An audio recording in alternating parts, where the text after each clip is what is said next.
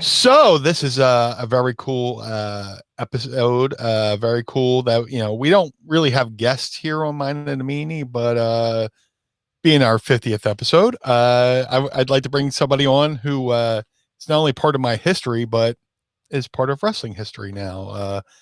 We go back to the days of Steel City Wrestling with Norm Connors and had plenty of good times in the beginning of our careers. But I've gone on to do my thing with ECW WWE. And now this gentleman right here does plenty of things for all things wrestling belts. My good buddy, Andrew, Drew, right here, all the way from Latrobe, Pennsylvania. Latro, baby. I kind of set you up for that one because I knew. I see how you do it now. Exclusive estates, Latro, right here, Wildcat Championship belts. Awesome, man. Thank you for joining us. I know Josh is super excited. I'm very excited. Me too, because we're both belt marks. But he's like, hey, do you think he can get the Andrew on? We can talk about I have been so excited for this. And this was originally, we promised we would do this for our YouTube subscribers when we hit 1,000 subscribers. And then we were like, well, we're also just going to put this on. We were like, well, why don't we put it on here? Why don't we put it on there? Because we're both very excited. But yeah, I think I might even be more excited than Meanie about this. Just because I'm a little bit more removed. Like Meanie has a belt from you, which we are definitely going to want to talk about. I have a belt that's always sitting over my shoulder. I'll grab it here and destroy my entire setup. But I've got this belt that was made by Reggie Parks, my old wrestling company and stuff. And it's got the little Reggie Parks signature on there. Right. But so for me, that was growing up. All I really knew about belt makers was Reggie Parks. As time went on, you start to learn about like J Mar and like things like that. Those were all the names in the 90s that, J Mar you knew because you saw his gigantic J Mar tag on any belt that he did. Yeah. But so I'm interested, if I may ask, just how did you get into this? Like Meanie mentioned, you guys go a long way back. So how did you get into wrestling? But then how did you get into making belts? Because every kid, you always have a story. Anyone who ever grew up wanting to be a wrestler or became a wrestler, they had their cardboard belt that they made, or they got their replica belt that they altered or whatever it is. And like the dream come true, I feel like would be to be able to just make your own belt. And we'll get into the difference of quality of some belt makers in a minute, but how did you first get into belt making? Well, I've been a wrestling fan since Hulkamania came on the scene. So 1983, 84, that's when I got into wrestling. I was a Hulkamaniac, but Andre the Giant was my favorite. So I was pulling for him at WrestleMania 3. But so I was a wrestling fan growing up, and me and Meanie, I think we're about the same age. I was born in 76. Yeah, you don't look nearly as old as Meanie. You son of a. Well, wait a second. Oh, all right, there it is. All right. Right there. But yeah, so I was a wrestling fan in the 80s and 90s, and anybody who was a fan back then, after the big boom in 87, 88, and even in 89, wrestling wasn't as popular, and you weren't exactly cool for being a wrestling fan. Sure. But I didn't care. It never stopped me. I watched it every week. Every Saturday, Sunday, and then Mondays, when it started on Raw. I was a WWF guy. But I did watch NWA and WCW and AWA. I loved AWA on at 4:00 on ESPN from the Showboat Sports Pavilion in Las Vegas, Nevada. Wow. As Rod Trongard would say. But anyways, but just kind of like you said, I made them out of paper. My aunt, she worked at a bank here in town, and if you remember the old dot matrix printers, where the paper was like a giant roll and it was like perforated every 11 inches. So she worked at a bank, and she would bring me all of her leftover paper, the dot matrix paper, so it would be like connected. So if I could find 3 sheets of paper that were still connected, that could fit around my 10-year-old waist. Wow. So I would find the 3 sheets, and then I would just draw a belt and cut them out and color it, wear them around every day. I'm talking like every day I'd draw at least 2-3 belts. And then so that's kind of how it started. And then as I got older, my dad, he was a pharmacist. He owned his own drugstore here in Latrobe.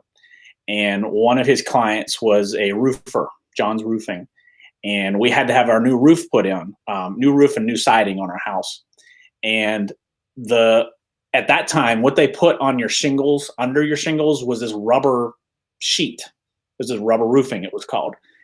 But when you're 10, 11 years old, that looks just like leather because it's black. And I'm like, oh, there's all scraps laying around. So I started using that, and we had, new siding. It was metal siding, so I'd get sandpaper and sand the siding down so it would look silver.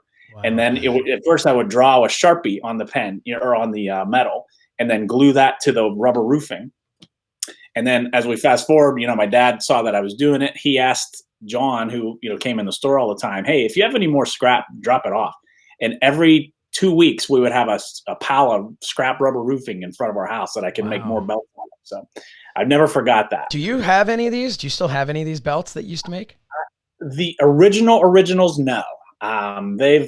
They're all but a memory. I've looked and looked, and my mom keeps everything, but for some reason those ones just didn't make it. I don't know why. I wish I did. She sold them on eBay. Yeah. She would have had to have me come over there and tell her how to turn the computer on first. So. But no. So they're gone, unfortunately. But I do have some older ones, but I used to make them. Then as I kind of stepped up in the world, you ever see like on a door, like not necessarily a fancy door, but at the bottom of the door, there's a kick plate, and it's usually brass. So I would go to the hardware store and get those because it was a nice reflective metal. Yeah. And I got some metal snips, and I would cut those out, and I would use a metal engraver. Like, you ever see those engravers if you want to put your name on a key, or want to mark the key to where it's at. I would use that. I would literally burn them out because I would have to have it on so long to draw the whole belt that the motor would burn out. So I would always be getting new ones of those, and I would draw them that way. And I do have some of those still. I'll have to send you some pictures. Yeah, please do. So, I was just doing that through junior high and high school, just for myself. I just had them, sitting around the house. And then that was kind of it for a couple years. Then I went to college, and then when I was in college is when I got involved in indie wrestling. And then I kind of got into that's where I met Meanie. I got involved in the indie scene here in Pittsburgh, doing pretty much anything. So managing, refereeing, ring announcing, eventually promoting, and that's how I got my foot in the door with wrestling. And then we're kind of fast forwarding here, but then graduate college, I went to school for graphic design, so that plays a big role. Not surprising, yeah. That's going to play a big role in being able to design belts. But so then I worked in the real world for a while, and it just wasn't. I mean, it is what it is. When you work for someone else, and it doesn't always go the way you want it to go. I start thinking, I know I could make belts. I can make real belts. I know I could do this. And there's no handbook on how to do it. I mean, now you can go online and kind of probably piece it together a little easier. But at that time, there was very few people doing it, and less people telling you how to do it. So I just really started doing the research and trying to figure out, I knew how to design them. I could design them, but actually physically making them took a lot of research and time and effort. But, slowly but surely I figured out the metal part. I taught myself leather work, just kind of put all the pieces together. And actually the first belt that I made was an NWA Tennessee Southern Tag Team titles. It was the first belt I sold, I should say, not the first belt I made. First belt I made, it was just a generic world title. And the first show, Meanie, that I went to display, to like tell people, hey, I make belts now, was one of your shows at the ECW Arena in May of 2005. Oh, that's awesome. Wow. 3PW, right? What? At 3PW, right? 3PW, yes. I want to say, and looking back on it, I think John Moxley was on that show. You were on it. I can't really remember. Oh no, who are the guys? Monster Mac and Mafia Mac. Yeah, they were on squad. The Hit Squad. Yes. I remember those guys real well. I forgot their names in the ring once. I was managing them. I was managing. It was the first time I met them. I never met them before. Super nice guys. And they said, you're going to manage these guys tonight. So we're doing a promo in the ring against Don Montoya. and I'm getting in Montoya's face, and they're backing me up, and I go, and whenever you face, and I didn't know his name, and I'm like, this guy. This guy in the ring, and he's gonna take care of you too. And I went in the back. I was so embarrassed. I'm like, I'm sorry, guys. We never told each other our names. I didn't know your name. Oh wow, that's an offshoot story there. But so, talking about you taught yourself how to make leather. One of the things that you always kind of hear from people who are collectors or really obsessed with belt nerds, as we like to call ourselves, that you can really tell quality belt from the leather, more so even than the metal itself. The metal you can too. Oh, I'm sure. Well, I mean, a replica to you can definitely tell the difference. Can you kind of walk us through why you can tell the difference? So like, because I can look at it and go, all right, that's clearly a replica. That's clearly a real belt, but I don't know why I can tell that is clearly a replica and that's clearly a real belt. So what is it that goes into the process between some of these? And we'll talk about like the high end replicas, because obviously the ones that are pretty much a toy, it's a toy, but the ones that are like these few $100s for these replica belts, and they're like on real leather and all, like why is it different? Well, I'll steal a phrase. I'm a big fan, and I've actually done a belt for the TV show This Old House. I don't know if you watched that, but one of the what? Nice name drop. I feel like you have a pretty long list of names you could drop if you wanted to. I usually I work so much. It's funny you say that. I work so much, and then when I sit back and really think about it, I'm like, wow, I've done a lot of belts for like crazy amounts of big name places. But anyway, so I did a belt for This Old House. But Tom Silva, who's a master carpenter on there, he always says the money's in the details, and that's the truth here when it comes to this. There's certain tooling that you can do on the leather that the tools aren't necessarily special tools. You can get any of these tools at any leather crafting place, but the experience of using them in conjunction with each other and not just trying to copy the look but make your own look. Belts kind of are what they are, so I'm not going to come off here and say that I'm the most original. I came up with this whole process. I can think we can all thank Reggie Parks for that. I mean, I've had the good fortune to actually thank him in person for what he's done. But that's really where the difference is in the little small minute details of the tooling and the way the leather's cut and finished on the edges and things like that. The real belts are real leather, but like when you get into the replicas, that are like the $300-$400 ones, they're definitely great. They're nicer than anything we had when we were kids. Oh God, yeah. But they're they're made. They're not. Well, some of them are leather. The really high end ones are leather, but a lot of them, I don't know. I've never made a replica belt. They're more of a like one big stamp. You know what I mean? That like comes down like on a big pressure thing, and it's they have like a die made with the shape and tooling and everything, and just boom, and it's one big stamp, and that's it. Whereas with real belts, you have to, each one of those little specs is a pound of the tool. Wow. So it's a way more time involved, way more effort involved in making a real belt than the replicas. Meanie, do you have any questions? Because I could just keep rolling here. I've got 100 more in the chamber. So if you want to jump in with something. No, I had a feeling that you were going to hijack the interview, but is that because of my love for belts or because you've done 50 episodes with me and you just kind of know? No, I know that today's your Christmas. You get to talk about belts and stuff like that. And I'm trying to remember, did you make belts for those early Norm shows too as well, or no? Steel City, I did. I remember you belts because like it's kind of cool, like how our worlds kind of went on a similar trajectory. With you were managing, I was wrestling, and then you started bringing the belts around to Norm Connor shows and stuff like that. And then here we are all these years later. I got the BWO belt behind me, and I was the world title on TV. I'm making the world title on TV, so that's crazy.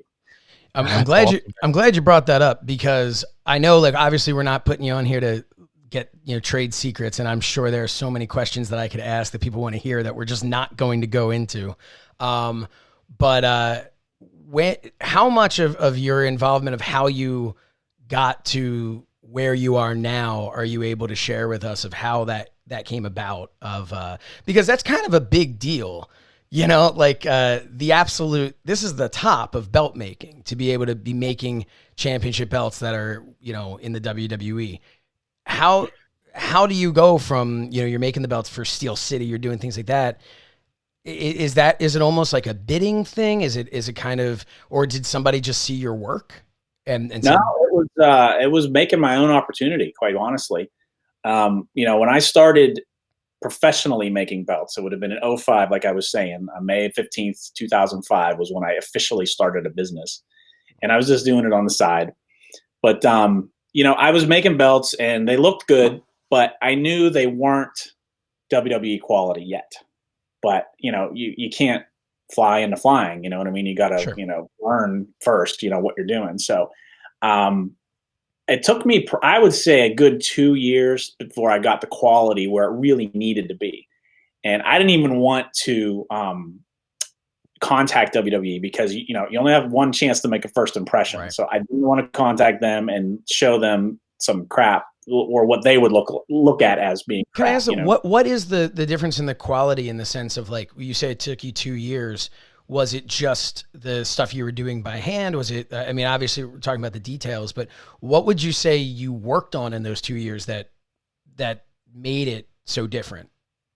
Well, yeah, definitely the quality of just the craftsmanship, the painting. At that time, I hadn't really figured out the metal work just yet, the best way to do the metal work. Okay. It was a lot thinner. My first ones were like a very thin metal. It was actually, they were engraved directly onto brass, which is a very thin metal and a very shallow etch. So it looks more like the replicas. Okay. Excuse me. The original replicas that used to come out. But so I got better at that. Design work wasn't as big of a deal because WWE does all their own designs. So it certainly helps whenever I need to do what I got to do, but I don't have any input in any of that. So I got it to the point where I knew I had the quality that they could use on TV. But, like you said, it's a matter of, well, how do you get in? Who do you talk to? So went to a show here in Johnstown, Pennsylvania, the Cambria County War Memorial. There was a WWE live event.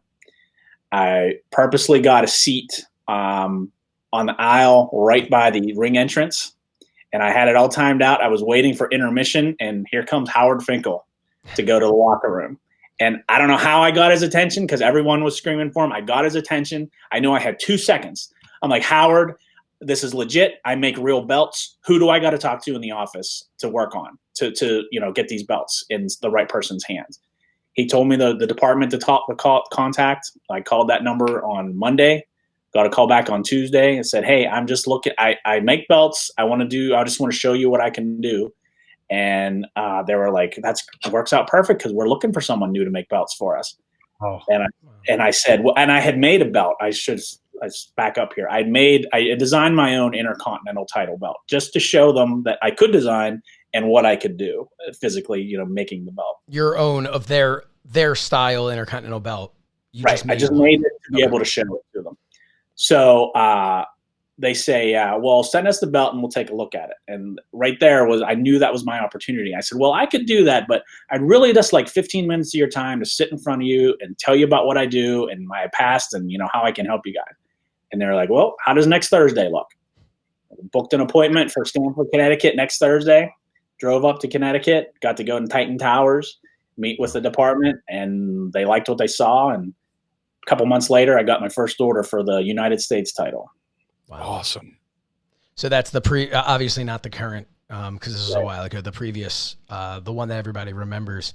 You mentioned the WWE makes the designs, but with the rest of what Wildcat Belts does, that's part of what you offer. People can go to your website. I may or may not have, drooled over your website a couple of times, weekly, daily. But, so you create there, you have something on there that shows like a sketch, somebody like kind of just someone without much artistic ability.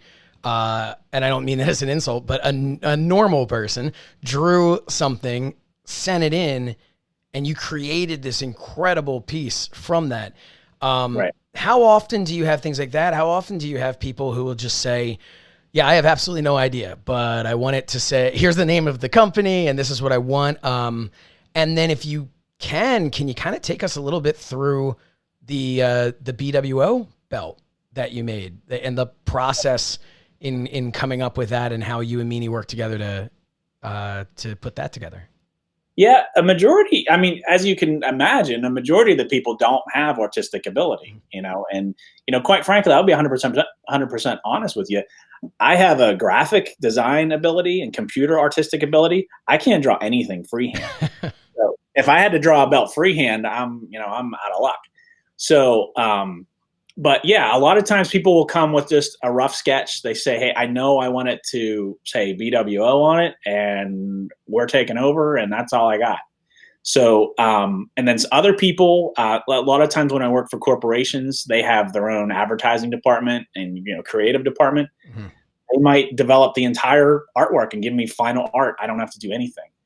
But like I said, being a graphic designer, I have the ability to take a general idea out of the air and come up with something and work, with a client. And a lot of times it's not the first draft that they go with.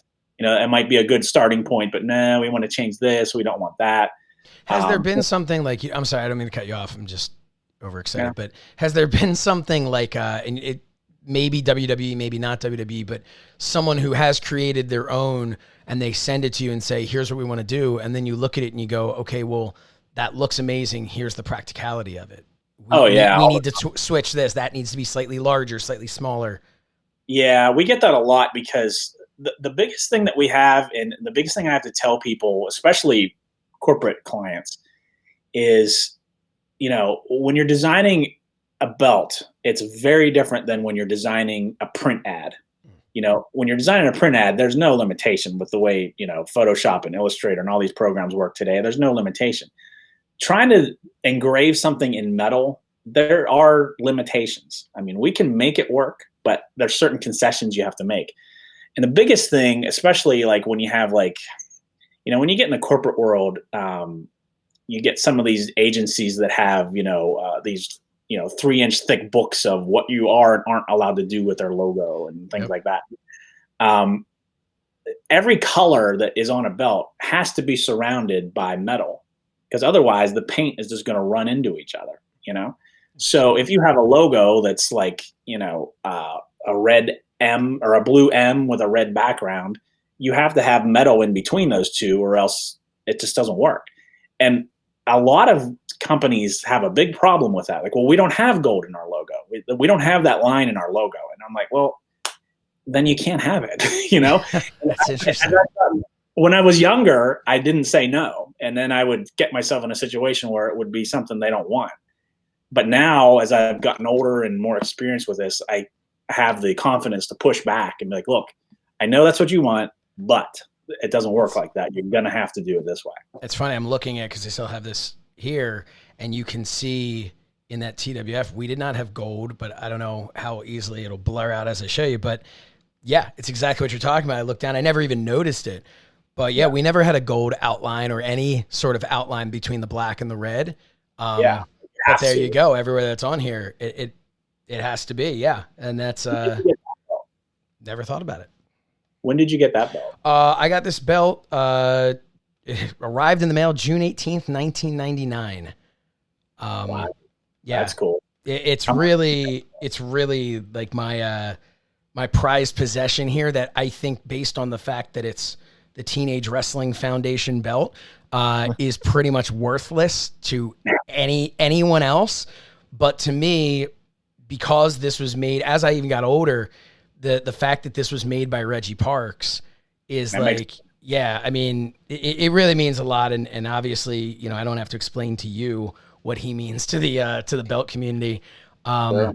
But yeah, so when it comes to Meanie's belt, so like, Meanie, did you give him like a sketch or a drawing of like, hey, here's kind of the outside shape I want? Or when it came to working with Andrew, it was pretty easy. And I learned this And it's funny, Andrew, you just said, how you had to learn how to push back. I learned a lot from my friends who do tattoos. Mm. And they get people come in and go, I want this and that and whatever. It's like, well, that'd be $2,000,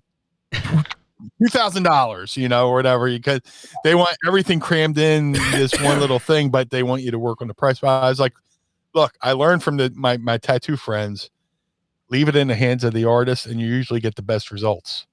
You know what I'm saying? The people I have a client right now that I'm literally on the 6th proof, and it's I gave them something that I thought looked good, and they tweaked it, and now they're tweaking their tweaks, and now they're tweaking their tweaks, and it's just like, at this point, I'm just like, whatever. I get to a point where it's like, I did what looked good, and we want to tweak it a little bit, okay, but now we're down a road where you're doing whatever you want to do. You're going to get, if you're happy with it, I'm happy with it. But if it were my choice, that wouldn't be what I would do. But, customer's always right. And that's when you charge the asshole tax. Yeah. But, yeah, when I came to Andrew, I was just like, you know what? Here's some bullet points. I definitely want, of course, the BWO logo. I want the established date, kind of like a business, established on. And I sent him the BWO logo. I sent him the T-shirt logo. I sent him the BWF&O artwork. I said, have at it. And I trusted him because his quality can't be denied. So and he sent me an initial proof, and I was like, that it's perfect. It's perfect. I don't think we changed it at all. If I'm not mistaken. I don't think we changed anything either. And I was surprised because, when it came to the ribbons or the banners or whatever that's called, it's like, man, I don't know what to put in there. I don't want to, Blue World. And then you came up with the great idea, just putting We're Taking Over with the banners and stuff. And as soon as you sent me the artwork, and the cool thing about this whole process is you sent me progress photos, and it was just like, I don't normally do that. I know, and I haven't shared them either. So because that means a lot to me as well. So,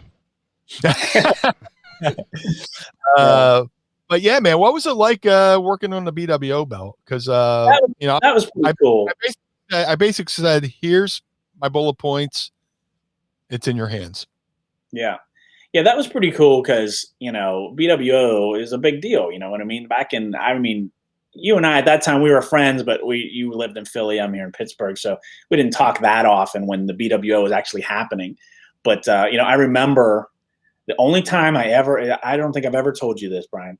The only time I ever lied and called off work when I was in college, I called off sick. I worked at a gas station because I hated my roommates so much. I just wanted to not be in the room, so I actually got a job at a gas station at a Citco up the street. But the only time I ever lied and told them I was sick and called off work was the night that ECW invaded the Manhattan Center because I knew you guys were going to be there.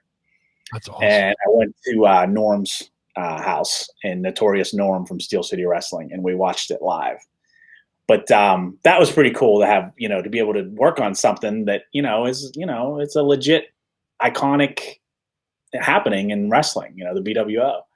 But yeah, when you sent me the stuff, I just, kind of was playing with it. And, you said you wanted a classic look. You didn't because we can do a belt that's a totally modern, not your typical type of belt, but you said you wanted something classic, but, with the BWO, just the whole, mystique around it was, the We're Taking Over and BWO in your face. So it's kind of like a classic belt with a stamp right on it. You know what I mean? That was kind of the idea behind it.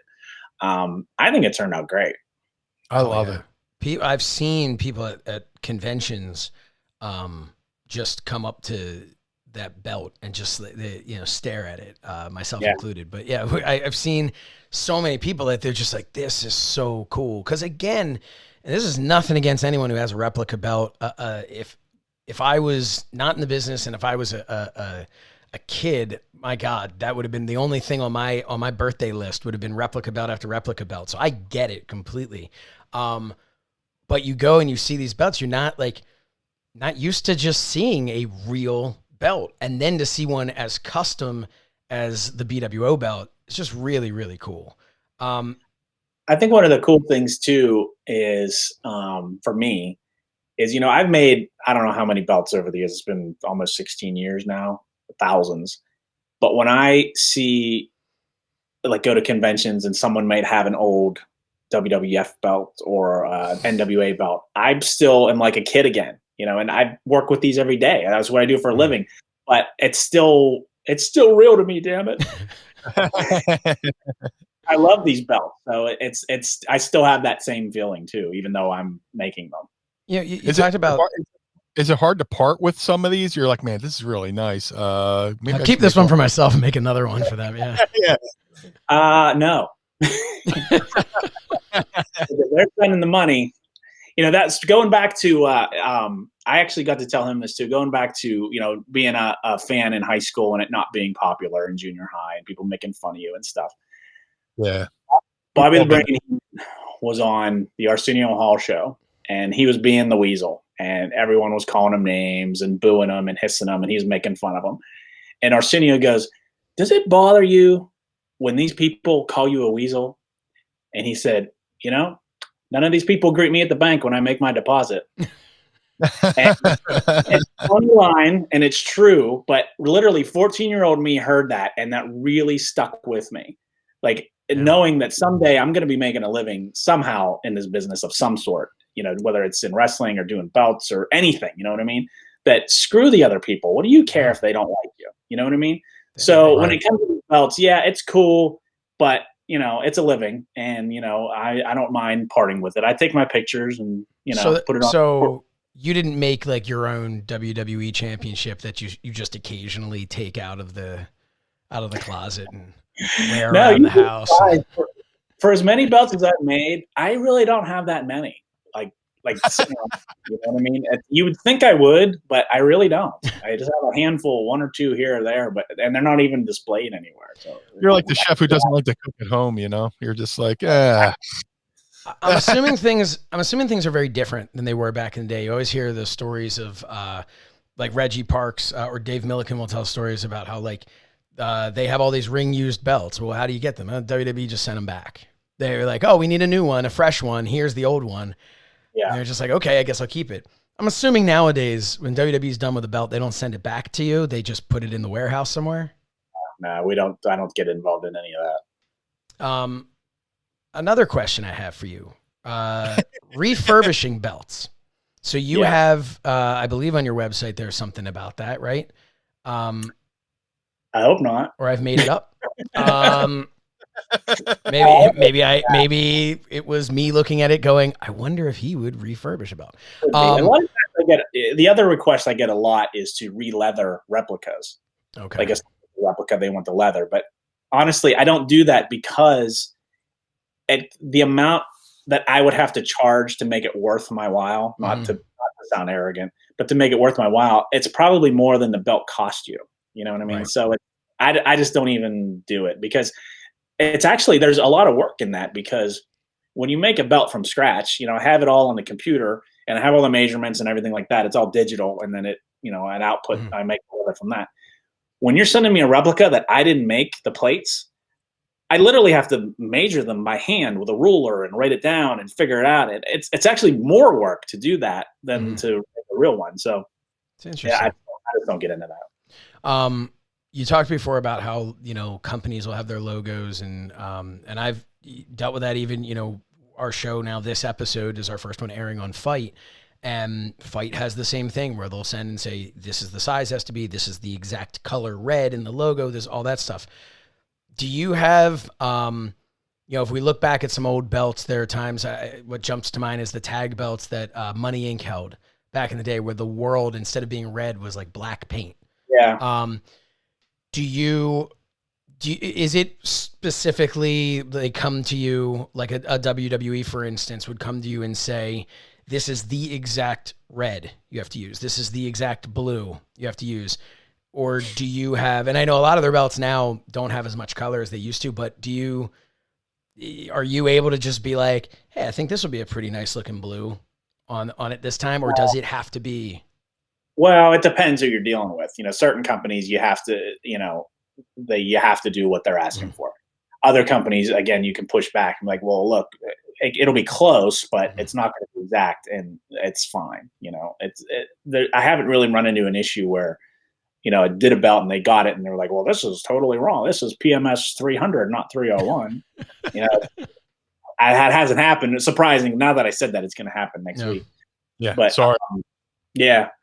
But there's certain places you have to be exact because they're paying top dollar, but there's other ones too, not because they're not paying top dollar, but there's certain, it kind of goes back to the metal thing I was telling you about. You have to be realistic. You know what I mean? This is not print media. This is engraving in metal and custom fabrication, one-off type thing. We're not doing 1,000 of them and we can waste 300 to get before we get it right. You only have one shot.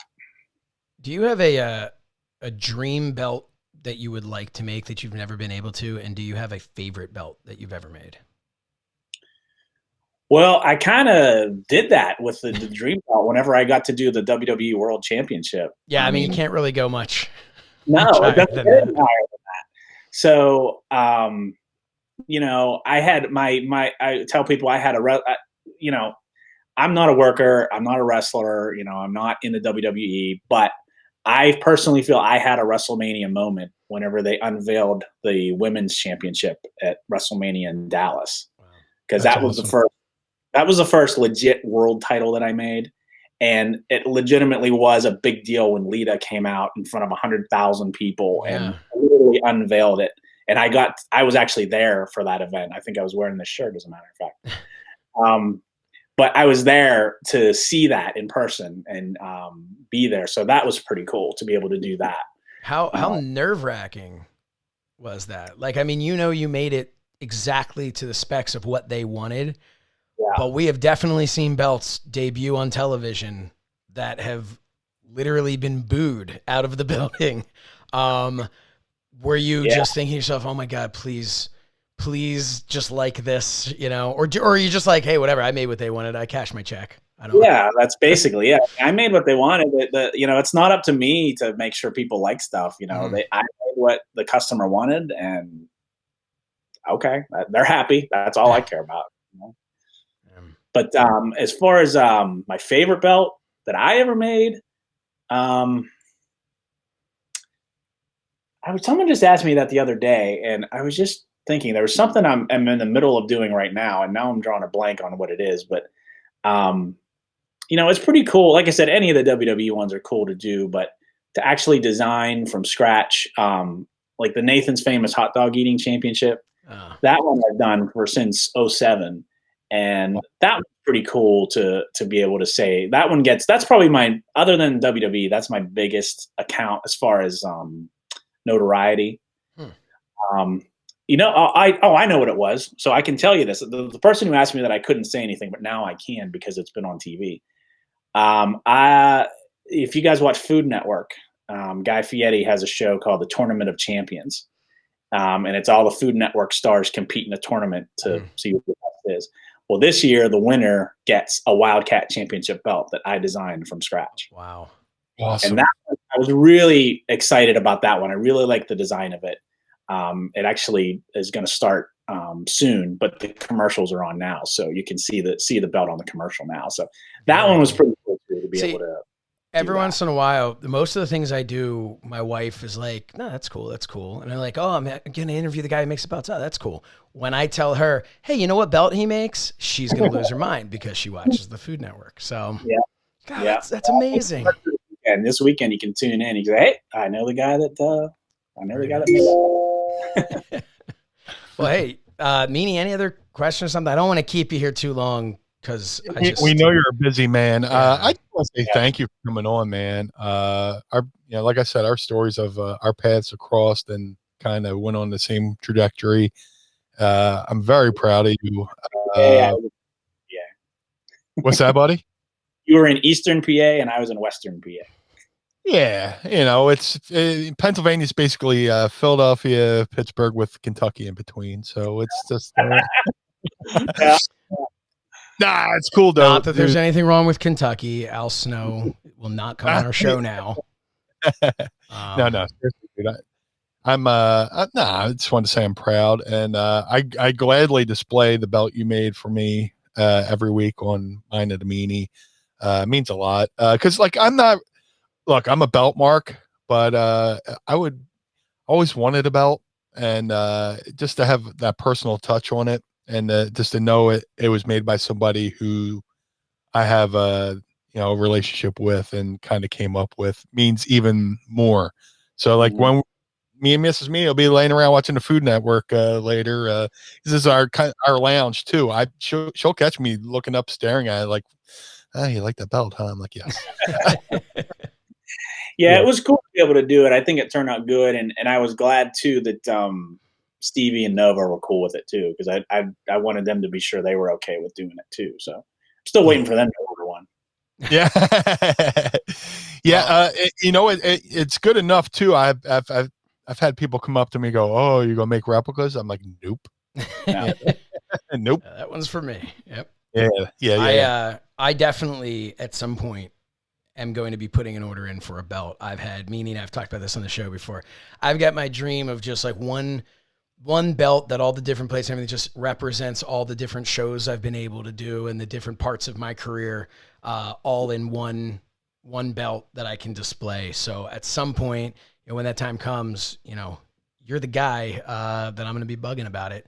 And Cool. if you think that one guy with the six go backs is a lot. No, I trust the artist. I trust the artist with it. And, but yeah, it's so cool to just kind of bend your ear a bit about this stuff and learn a little bit more about what goes into it. Cool. Well, thanks for having me. I appreciate it. If you want to give out all your, if you want to give us your information, so the people at home or listening and watching along can look you up. Yeah, the website is wildcatbelts.com. Then you can find me on Facebook and Instagram. It's both at Wildcat Belts. So that's the main places to get me. So wildcatbelts.com and at Wildcat Belts on Facebook and Instagram. Awesome. Well, thank you so much for being here. We really do appreciate it. Sure thing. Thanks for having me. I enjoyed it.